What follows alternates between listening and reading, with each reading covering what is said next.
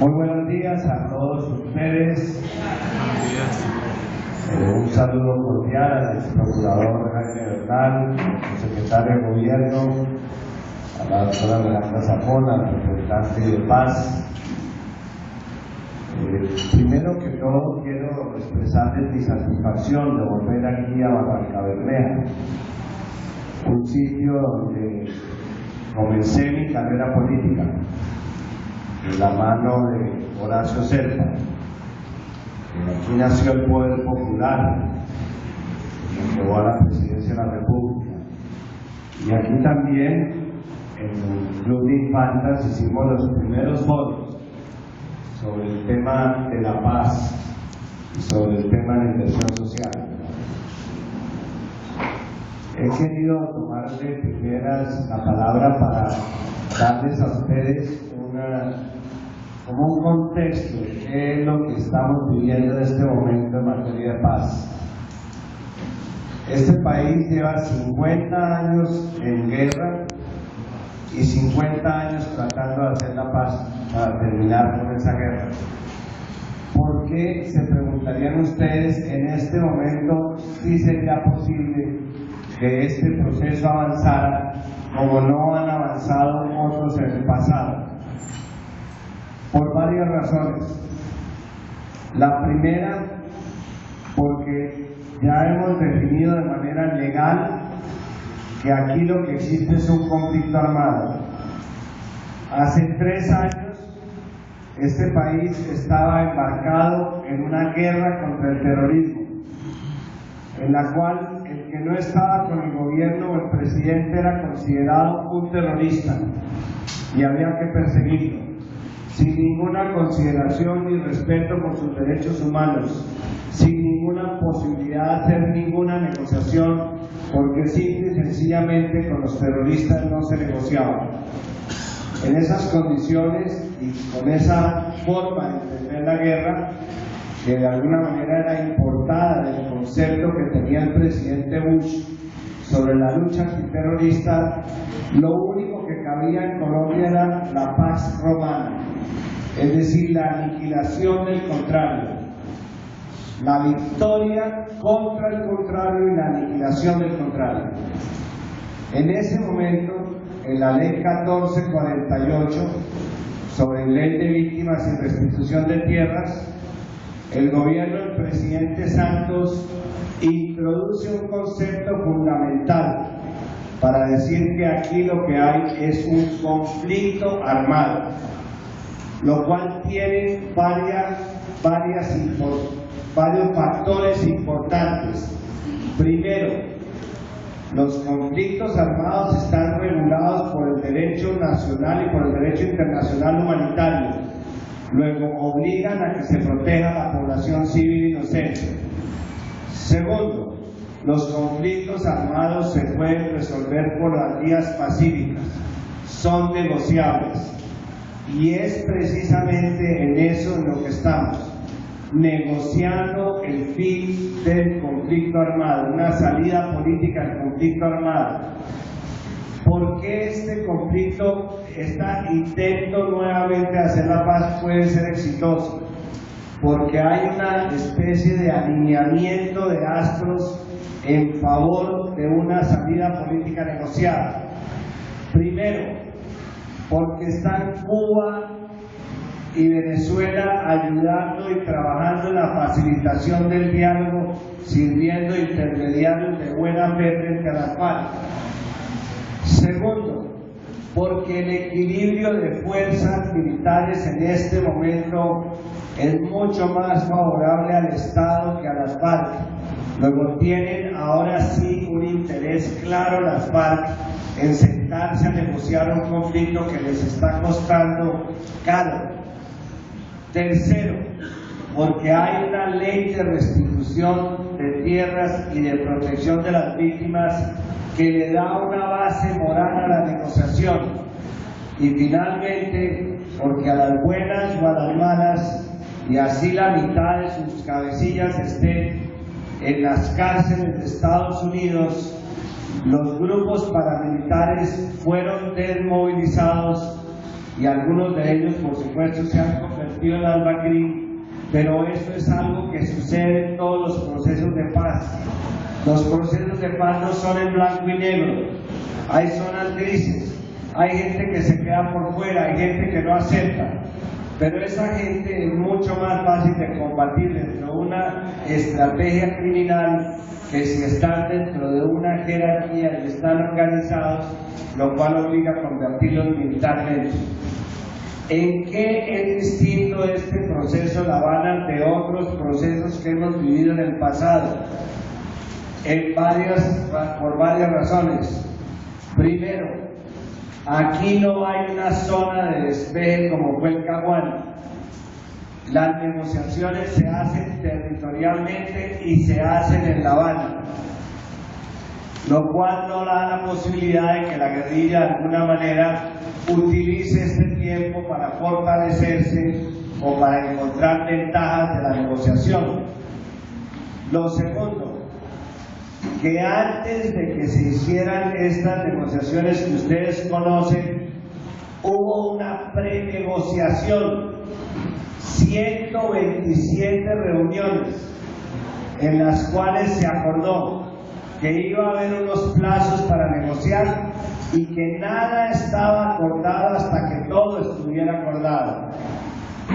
Si llegan al 90% de las negociaciones, si no consiguen ponerse de acuerdo en el 10%, nada queda acordado, lo cual obliga a que todos sean en función de los intereses de los otros. Si lo que le interesa a la FARC es el tema de tierras, pues tendrán que ceder en el tema del narcotráfico si quieren salvar su tema de tierras.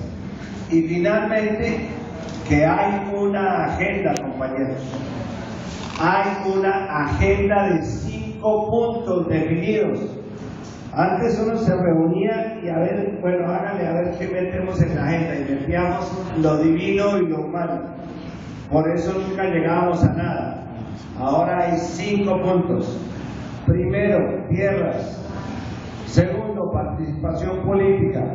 Tercero, víctimas. Cuarto, narcotráfico. Quinto, desmovilización y desarme.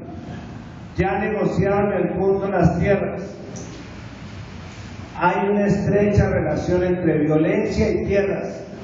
Este país se está matando desde hace 200 o 300 años por el problema de las tierras.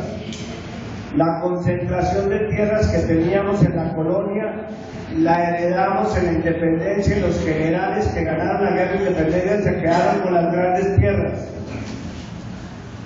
Este es el país de América Latina que tiene la más alta concentración de tierras. Y hay 7 millones de hectáreas de tierras que son las que se han apropiado las FARC, el narcotráfico y los paramilitares en medio de la guerra.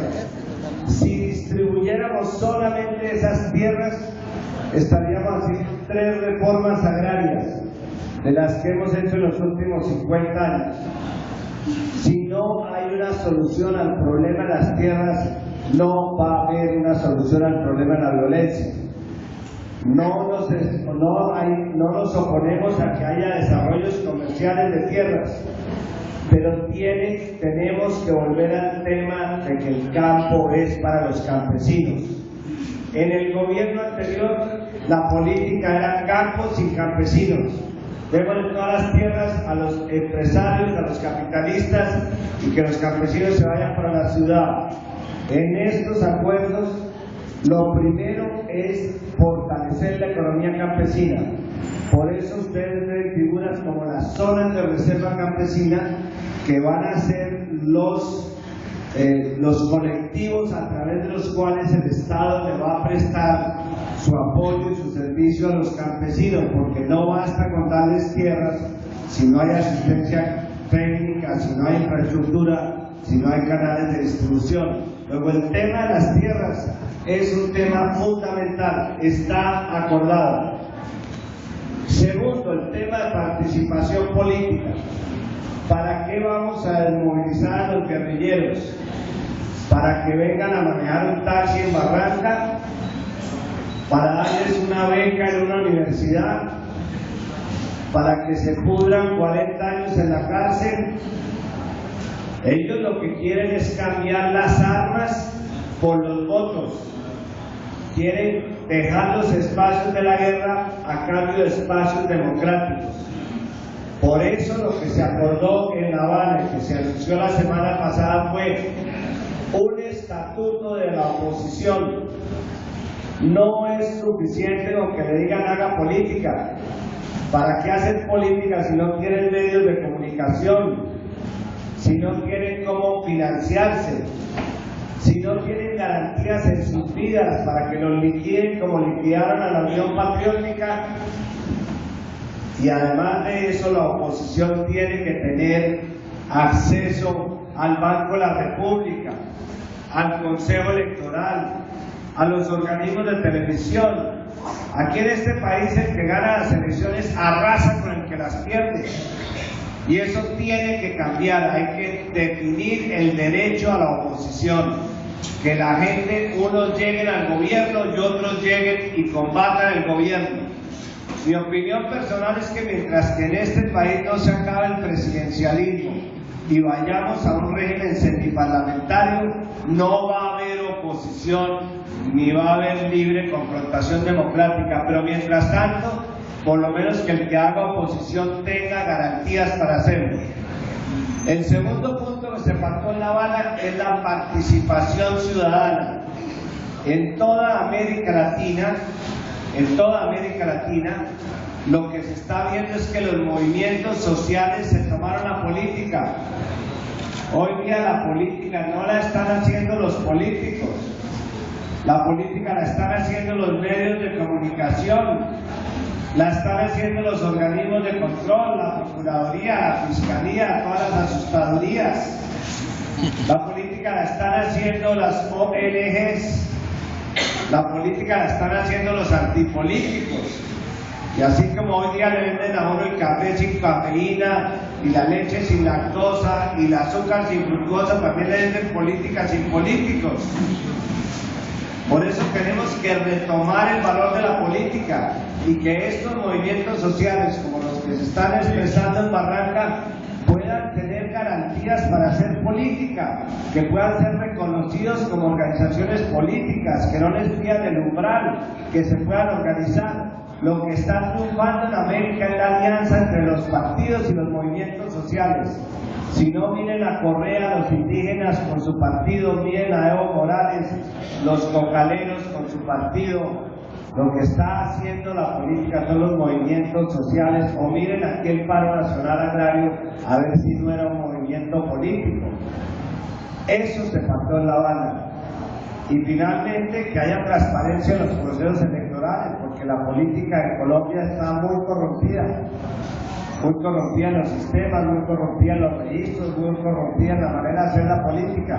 Hay que hacer transparencia y para eso a las regiones, óiganlo bien, a las regiones más abandonadas, que son aquellas en las cuales floreció la violencia, les han dado curules, no a las FARC, sino a las regiones para que elijan el Putumayo, el Magdalena Medio, las regiones donde ha florecido la violencia, tengan posibilidad de hacerse representar. Segundo punto, y esta semana comienza, la semana entrante comienza el tercer punto. Se saltaron el de víctimas y van con narcotráfico. ¿Y qué es lo importante en el narcotráfico? Que comiencen por solucionar